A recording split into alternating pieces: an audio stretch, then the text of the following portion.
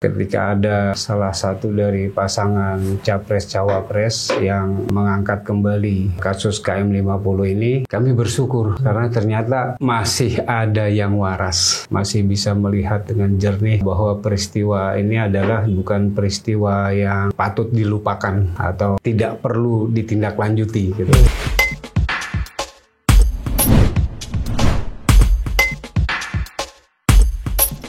Bismillahirrahmanirrahim. Assalamualaikum warahmatullahi wabarakatuh. Teman-teman, Waalaikumsalam. jumpa lagi di channel ini, channel yang terus-menerus ingin menjaga kewarasan, meningkatkan, memperbesar, dan memperluasnya. Dan hari ini, salah satu punggawa yang hadir di channel kewarasan ini adalah panggilannya Pak Akse. Tapi sebenarnya nama kerennya Pak Suhadi. Suhada. Assalamualaikum Pak Suhada. Waalaikumsalam warahmatullahi. Pak Suhada. Jenggot udah putih-putih Pak Suhada. Udah 53 tahun. 53 tahun. Wajah. Iya. Tapi dibandingin saya udah putih semua kalau saya.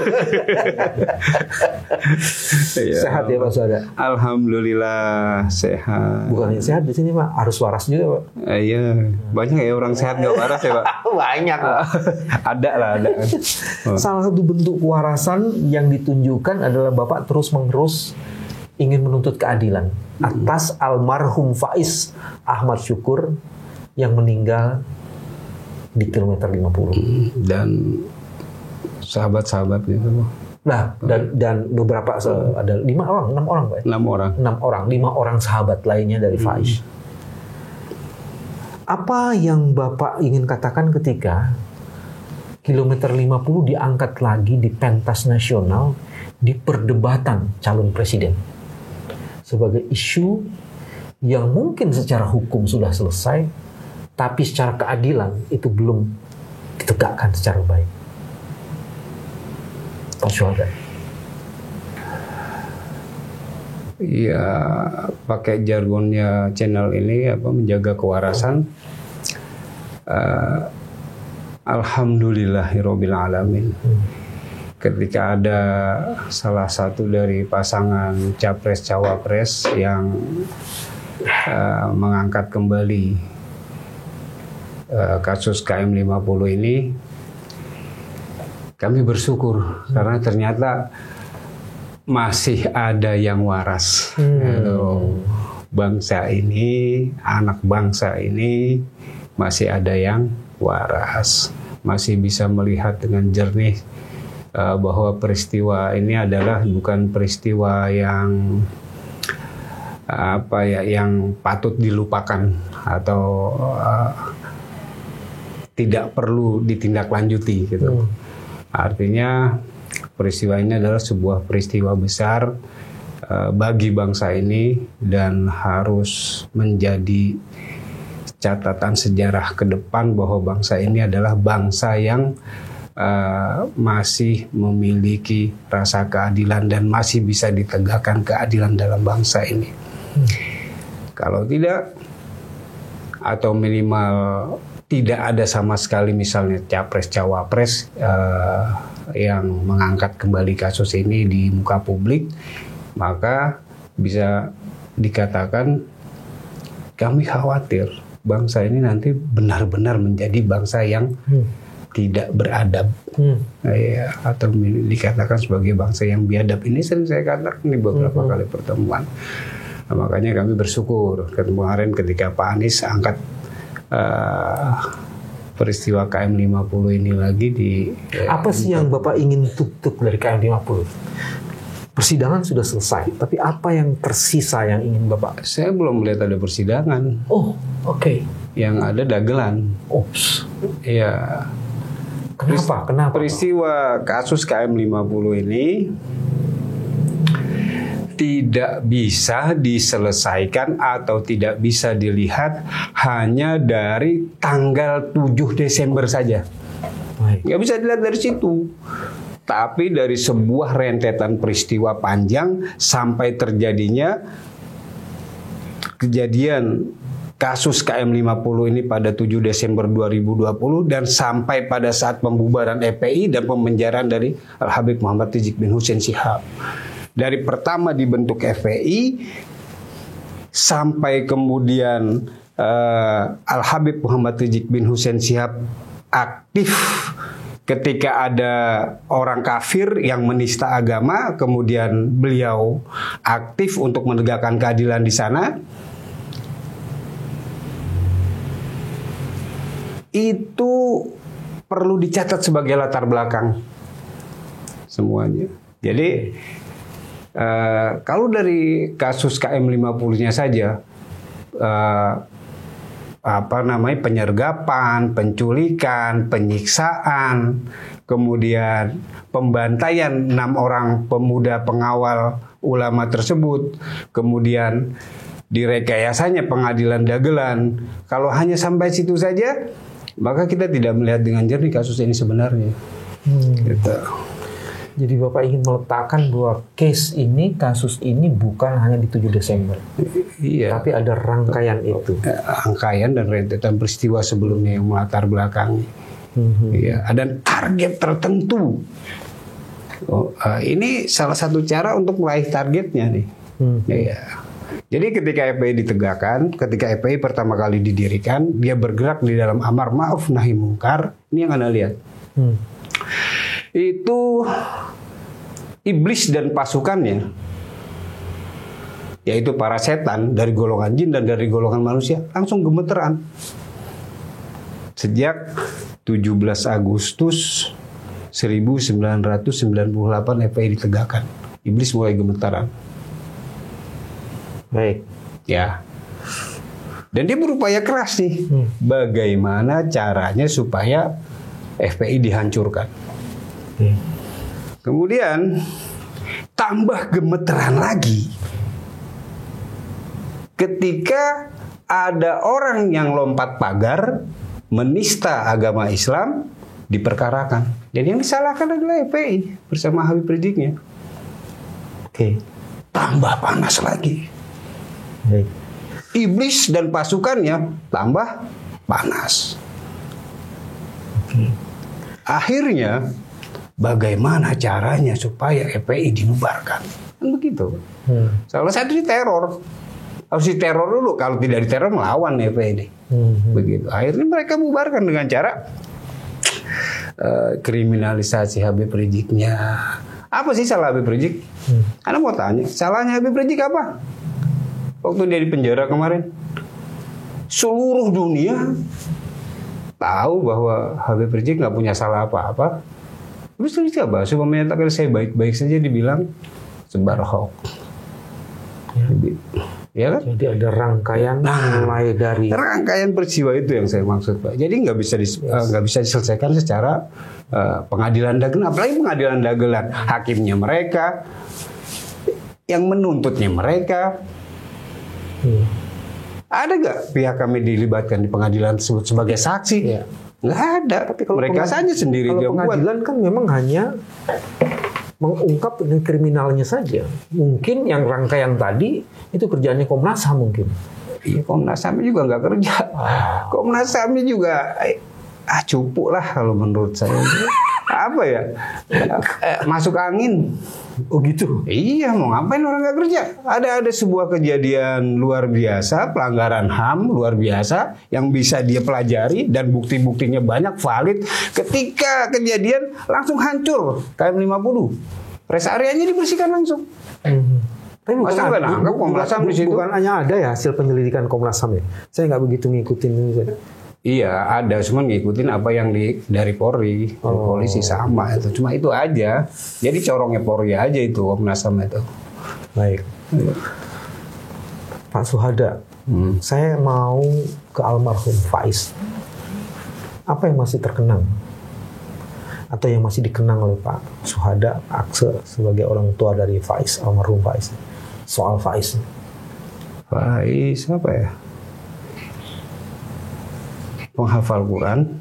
Faiz adalah penghafal Quran. Iya, dia belum 30 juz, belum hafal 30 juz. Dia memang menghafal ya. Ya, dia penghafal Quran. Kemudian Dia senang sekali melantunkan azan dengan berbagai irama. Baik. Azan dengan berbagai versinya. Versi, ya. Apa yang paling favorit itu oleh Faiz dilantunkan? Yang gaya Nabawi atau gaya? Kayaknya gaya Nabawi itu. Gaya Nabawi ya? Iya, yang dari bawah. Kayak gitu. Itu ada kok di YouTube, banyak tuh azan terakhirnya Faiz. Nah itu yang paling dia suka tuh. Iya. Terus apa lagi ya, dia gemar berlatih bela diri dari SD. Dari SD sudah gemar berlatih bela diri, senang silat. Ya. SD dia berlatih silat pamor. Silat pamor itu silat Madura ya. Ada di kampung saya tuh di Kelurahan Tanjung Barat ada perguruan pamor namanya. Dia latihan di situ. Ketika SMP dia latihan butong, silat butong. Karena butong itu dari buton atau? Butong itu silat kungfu Cina. Oh, kungfu Cina. Iya, butong. Kemudian ketika dia di SMA dia pencak 5 silat bayangan. Pencak 5 silat bayangan. Itu di Tanjung Barat juga tuh. Itu dari mana tuh kalau pencak 5 silat bayangan? Itu silat Betawi. Oh, Betawi. Ya, dari situ dia Madura, Cina, Betawi. Iya, terus pas dia mulai setelah jadi pagon, jadi asisten pelatih di pencak 5 silat bayangan, dia itu latihan mixed martial art. Iya. Apalagi tuh? Mixed martial art. MMA. MMA ya. Iya, di Dedi Fighting Camp di Lenteng Agung. Mau main di oktagon ini ya? Iya, waktu itu ditawarin sama memang untuk masuk Pride, tapi dia nggak mau sama gurunya, sama Dedi Hermawan. Dedi Hermawan tuh The Matador dulu julukannya, dia pernah juara di 2004 tuh mixed martial art. Nah itu salah satu gurunya di mixed martial art. Paling itu yang menonjol dari Faiz ya, hafalan Qurannya, suka azan, sama senang. Ada julukan khusus nggak atau nama panggilan khusus nggak sih untuk almarhum Faiz dari orang tua atau dari teman-temannya? Oh nggak ada. Nggak ada. Panggilannya Faiz. Tapi ada beberapa kawan yang ada kawannya, nggak beberapa, ada satu orang kawannya yang nge-save nama dia dengan anak langit. Oh, apa hubungannya Faiz dan anak langit? Dia bicaranya akhirat, visinya akhirat. Lu kayak di langit aja lu, istri kita masih di bumi gitu. Iya. Bicaranya masa depan terus ya. Masa depannya kan di akhirat kan kita semua nih. Kayak gitu. Jadi ya itulah. Itu paling yang kami ingat, Pak. Oke. Ini Faiz orang yang taat, penghafal Quran, pelantun azan, juga belajar bela diri. Sebenarnya untuk menjadi seorang Faris itu kan biasanya ada cita-cita sama orang tua, Pak. Biasanya orang tua kan berdoa untuk anak-anak. Apalagi kalau Bapak sudah pernah pergi ke haram gitu kan, didoakan khusus untuk dirinya Pak Akses sendiri maupun keluarganya. Emang ada doa tertentu ya yang untuk anak-anaknya Bapak atau keluarga? Ya sukses dunia akhirat insya Allah gitu aja, senang biar sukses dunianya, sukses akhiratnya, jadi orang baik kayak gitu aja. Apa sih harapan orang tua? Nggak ada macam-macam, Pak. Waktu di Raudah itu kan pasti ada merapal doa. Pernah nggak merapal sesuatu untuk keluarga, untuk Bapak sendiri sama untuk keluarga ya? Termasuk ada almarhum di situ. Iya, tahun 2018 umroh. Oke. Ya. Bulan apa tuh Pak? 2018. Di Januari 2018, akhir Januari sampai awal Februari. Oh. Ya, oke. Udah lama tuh? Enggak, kamu berangkat tanggal 25. Oh, 25 seminggu Januari. Berarti ya. Iya. Oke. Berapa ya kemarin ya? 7 harian lah biasanya. 10 hari. 10. Oh, berarti ini yang lamaan nih. Biasanya cuma 7 hari tuh, Pak. Enggak ada lah, 10 hari kok enggak. 10 hari ya, betul, iya, 10 hari. 9 hari ya. 9 hari, 10 hari sama perjalanannya. Oh, sama perjalanan ya. Oh iya, maksudnya di sana gitu. Iya, betul Pak. Apa doa ini? Ya itu minta sukses dunia, sukses akhirat, biar jadi orang-orang yang baik, semua sekeluarga, gitu insya Allah Pak. saya dengar ada doa khusus tuh, minta supaya keluarga nanti dan turunan mati dalam keadaan syahid. Insya Allah, amin. Enggak, itu doa Bapak bukan? Iya, dulu saya berdoa gitu di sujud saya di Raudhah gitu ya. Saya berdoa seperti itu, meminta kepada Allah Subhanahu wa taala supaya saya, keluarga saya dan keturunan saya, anak keturunan saya semuanya Allah matikan dalam keadaan syahid, walaupun hanya di pebaringan, walaupun hanya di tempat tidur. Jadi ya seperti orang lain lah doanya kayak gitu memang. Apa hikmah terbaik yang Bapak petik ketika Faiz menjadi almarhum ini dengan salah satu korban di kilometer 50 ini? Hikmah apa bagi Bapak dan keluarga yang bisa dipetik dari? Hikmahnya,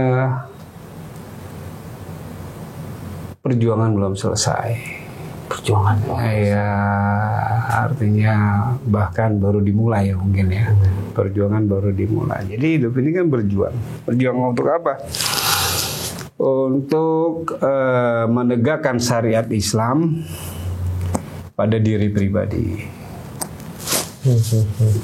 Menegakkan syariat Islam pada keluarga. Menegakkan syariat Islam di lingkungan masyarakat kita. Menegakkan syariat Islam di bangsa dan negara kita. Menegakkan syariat Islam di bumi. Jadi perjuangan ini baru dimulai. Jangankan ke syariat Islam, mengikuti tata cara keadilan yang ada di Indonesia saja belum. Itu. Jadi tata cara keadilan yang saya maksud adalah sistem hukum dan undang-undang yang berlaku di Indonesia. Itu aja belum bisa. Itu masih perlu perjuangan. Apalagi tegaknya syariat Islam. Gitu loh. Itu yang apa menjadi pemantik kami. Perjuangan baru mulai. Gitu mungkin. Jadi almarhum justru memberi energi dan kesadaran bahwa perjuangan masih panjang, dan itu baru dimulai. Dan itu sepertinya baru dimulai. Gitu. Dan itu menguatkan keluarga. Semakin kuat keluarga, insya Allah lingkungan, kawan-kawan, sahabat-sahabat semua untuk terus maju berjuang, insya Allah. Semakin zolim mereka, semakin asik. Itu. Semakin terbuka pintu perjuangan. Semakin terbuka pintu untuk syahid. Memang yang diperintahkan itu berikhtiar ya Pak? Ya, ikhtiar aja. Kalau menang urusan Allah Subhanahu wa taala.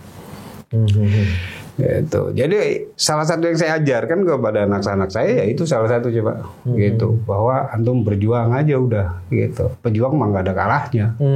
Iya, ente berjuang ente nggak bakal kalah. Iya. Ente di penjara, anggap ujlah, enak ibadah di sana. Masya Allah. Ya, ente dibuang, diusir keluar dari kampung, anggap tamasya jalan-jalan di Mekah misalnya, ya kan? Ente dibunuh, syahid. Apa kalahnya? Pejuang gak ada kalahnya. Kita ini pemenang, bukan pecundang. Ini jalan terus. Nggak ada matinya. Nggak ada matinya. Yang pecundang kalian yang pecundang gitu. Para Durjana KM 50 itu semua pecundang gitu. Iya beneran. Kenapa? Karena Allah kan maha adil ya Pak ya. Jadi kalau dalam perspektif lain, kalau kita katakan belum tegak keadilan di kasus KM50 ini, dalam perspektif lain kami katakan sudah pasti tegak keadilan di situ. Keadilan mana? Keadilan Allah Subhanahu wa taala. Jadi para Durjana KM50 itu, para pelaku, eksekutor dan aktor intelektualnya itu semuanya sekarang ini sedang dihukum sama Allah Subhanahu wa taala. Sedang dihukum, sedang dimurkai dan sedang dilaknat Allah Subhanahu wa taala. Kemudian sudah disiapkan dan disediakan untuk mereka azab jahanam. Jadi mereka, kalau kita nih masih hidup, tapi kita masih punya harapan untuk bisa masuk surga. Masih punya harapan, kita bisa masuk surga. Ya anggaplah harapan kita 50-50, insya Allah masuk surga. Ya kan, berusaha baik supaya bisa masuk surga gitu. Nah kalau mereka nih, para pelaku, eksekutor dan aktor intelektual dan semua yang terlibat di dalamnya, bahkan para pendukung-pendukungnya, baik dukungan dengan lisan, dengan profesi, dengan jabatan, dengan tulisan, mendukung pembunuhan, pembantaian di KM50 tersebut, mereka sudah tidak punya harapan untuk masuk surga. Karena sudah dinas sama Allah di dalam surah An-Nisa ayat 93, A'udzubillahi minasyaitonirrajim, Bismillahirrahmanirrahim. Wa may yaqtul mu'minan muta'ammidan fajaza'uhu jahannam. Barang siapa membunuh seorang mukmin dengan sengaja, dan mereka ini semua mukmin nih, 6 orang ini mukmin semuanya. Dengan sengaja muta'ammidan fajaza'uhu jahannam. Balasan untuk mereka jahannam. Jadi mereka sudah dijamin masuk jahannam. Khalidan fiha. Dan mereka kekal di dalamnya. Bukan sampai situ. Wa ghadiballahu alaihi wa la'anahu, dan mereka, dan kemurkaan Allah untuk mereka dan laknat Allah untuk mereka. Wa adalahu azaban azima, dan telah disiapkan untuk mereka azab yang sangat pedih. Azab yang sangat pedih itu apa? Ya itu tadi, neraka jahanam. Jadi mereka sudah dijamin masuk neraka jahanam, hum fiha khalidun, dan mereka kekal di dalamnya. Sementara ketika kita sedang berusaha ada kemungkinan untuk masuk surga, mereka juga tidak punya kemungkinan. Kemungkinan cuma satu. Kalau mereka bertaubat dengan taubatan nasuha. Tapi jangankan bertobat, mengaku salah saja tidak. Bagaimana mereka mau bertobat? Jadi mereka sekarang sedang hidup dalam murka dan laknat Allah Subhanahu wa ta'ala. Mereka sholat, misalnya mereka beragama Islam, mereka sholat mereka dalam murka dan laknat Allah Subhanahu wa ta'ala. Mereka mendidik anak, mereka didik anak dengan murka dan laknat Allah Subhanahu wa ta'ala. Mereka zakat, puasa, haji dan lain sebagainya, mereka berbuat baik, mereka tahrim, mereka hormati orang tua mereka dalam murka dan laknat Allah Subhanahu wa ta'ala. Kecuali taubat ini bukan perkataan saya. Sebenarnya kesempatan seperti ini saya senang banget nih untuk menyampaikan hal ini. Kenapa? Apa yang Allah berikan kepada saya. Jadi ketika kejadian itu saya bertanya kepada Allah, ya Allah, ini bagaimana kejadian ini? Kok bisa anak saya disergap, diculik, disiksa, dibantai? Dengan seperti ini gimana ya gue dibunuh? Ini gimana? Itu nggak bertanya, itu agak menggugat itu kayak. Entah apa. Kemudian Allah jawab dengan itu. Oh santuy ya biasa. Ya udah Allah turunkan ayat itu tuh. Oh jadi saya paham. Oh ya Allah Maha Adil. Dan mereka sekarang nih hidup dalam murka dan laknat Allah Subhanahu wa ta'ala. Yang kasihan apa Pak? Yang kasihan adalah orang-orang yang mencintai mereka. Para durjana KM50 ini, anaknya pasti mencintai mereka, istrinya mencintai mereka, orang tuanya mencintai mereka, tetangga dan kaum kerabatnya mencintai mereka. Apa? Mencintai orang yang sedang dimurkai dan dilaknat Allah Subhanahu wa ta'ala, maka kecepretan murka dan laknatnya. Bahaya. Kasihan deh. Ya kasihan.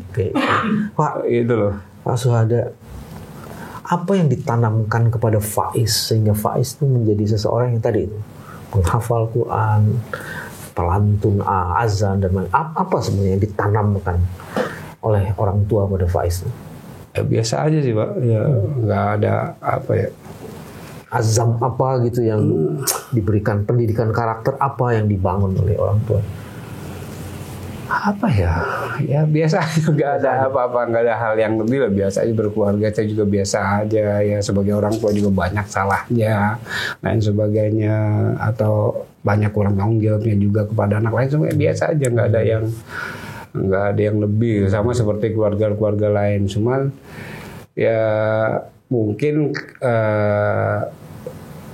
penanaman keislamannya kepada Faiz itu karena memang neneknya keluarga kami itu memang nenek itu guru ngaji gitu loh. Ya guru ngaji, dia di kampung tuh guru ngaji kampung gitu ya kan, sampai setelah orang tua saya tuh udah berhenti ngajar ngaji, udah tua umurnya, udah nggak mungkin lah ya duduk lama-lama gitu, dilanjutkan sama kakak-kakak saya lain sebagainya. Mungkin emang dari emang demen baca Quran gitu kali ya. Dari kebina dari Quran sebenarnya, bukan dari orang tuanya Pak, itu Pak dari Quran kayaknya. Dari orang tuanya tuh deket-deket banget sama Quran, karena kakeknya tuh neneknya guru ngaji. Neneknya guru ngaji, turunlah di anaknya, dan cucunya ketepaan tuh. Kalau orang Betawi bilang jadi. Iya, kena ketepaan betul. Mungkin itu kali ya. Iya. Terus masih suka mengirimkan doa ya untuk Faiz. Apa biasanya yang dikirim? Ya, terus kita kirim doa walaupun kita tahu bahwa sebenarnya yang butuh doa adalah kita. Mereka mah udah sahid. Bukti-bukti kesahidannya banyak, Pak. Bukti-bukti kesahidannya banyak. Apa dikonfirmasinya bagaimana tuh? Misalnya apa itu? Misalnya darah yang masih segar. Kan kejadian dia dibunuh, dibantai itu kan Senin pagi tuh ya. Tanggal berapa sih? 7 Desember. 7 Desember. Senin pagi. Nah, hari Rabu baru dikuburkan. Ya, karena susah dikeluarin itu di rumah sakit Polri itu, banyak banget alasannya tuh, apa lain sebagainya. Ya, mereka lah. Dan mereka akan rasakan itu nanti dalam murka dan laknatnya Allah itu. Rabu pagi baru dikubur. Itu masih netes darah. Satu darah netes. Iya. Harusnya kan jantung berhenti sudah. Jantung udah berhenti, maksudnya selesai. Darah membeku. Darah beku.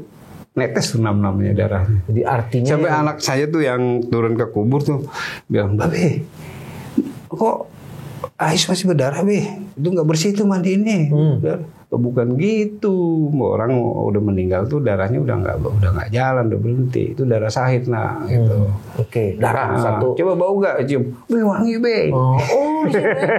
Masya Allah. Darahnya bukan hanya segar tapi wangi. Wangi apa sebenarnya? Saya nggak nyium. Kalau saya nggak nyium. Yang menurut anak wangi apa? Nggak tahu, saya nggak nanya. Wangi, Be, gitu aja. Oke. Wangi, Be. Dua itu wangi. Terus? Ya itu bukti-bukti kesahidannya banyak. Sering hadir nggak sih Pak dalam mimpi, dalam kenangan, dalam apa gitu? Tiba-tiba apa? Saya baru sekali tuh mimpi tuh, mimpi ketemu Faiz gitu. Dan saya berdoa itu juga udah lama, berdoa, ya Allah pengen ketemu Faiz nih, gimana sih? Akhirnya kasih mimpi, ya kan. Untung nggak dipanggil Pak, ikutin deh. Ya nggak apa-apa, nggak masalah. Dunia akhirat sama aja bagi saya, nggak bedanya apa. Mimpinya apa tuh? Mimpi ketemu Faiz, saya tanya, "Is, gimana di sana, Is?" gitu. Dia diam aja, kemudian dia jalan ke kamar mandi gitu. Apa dia wudhu, apa cerita, kan ini nggak ngerti tuh. "Gimana Is di sana, Is?" "Enak, Be." Gitu doang, enak Be. Ya udah selesai. Itu doang. Padahal saya pengen meluk tuh Pak. Aduh, pengen saya peluk gitu, cuman enggak. Apa ya mimpinya cuma sampai situ doang, nggak bisa diatur mimpi. Kalau bisa diatur saya mesti berdoa lagi nih untuk mimpi. Amin. belum juga nih. Saya pengen banget meluk. Aduh, Maya gimana ya? Apa janji yang belum kesampaian? Apa tuh? Untuk Faiz ini, Bapak pernah apa gitu ke Faiz atau udah selesai semua? Janji-janji apa yang untuk Faiz yang Bapak belum masih? Faiz udah meninggal, mestinya saya mau lakukan. Enggak ada, saya nggak pernah. Sampai anak yang kedua ini saya nggak pernah janji-janji. Apa yang mau saya janjikan? Mestinya Faiz ini segera berkeluarga dulu. Faiz belum ngasih cucu, misalnya kayak gitu. Oh iya. Pernah nggak ya? Enggak, belum sampai ke situ saya. Oke. Dan sekarang ikhlas nih Bapak ya terhadap ini. Tapi saya ridho dengan sahidnya Faiz, tapi tidak ridho dengan kezaliman mereka. Kalau saya ridho dengan kezaliman mereka, maka saya ridho dengan kemungkaran. Nah ini apa namanya? Saya nggak ridho sampai akhirat, saya nggak ridho. Gitu. Inilah cara Pak Syuhada menjaga kewarasannya, mengikhlaskan Faiz, tapi juga menuntut keadilan untuk ditegakkan.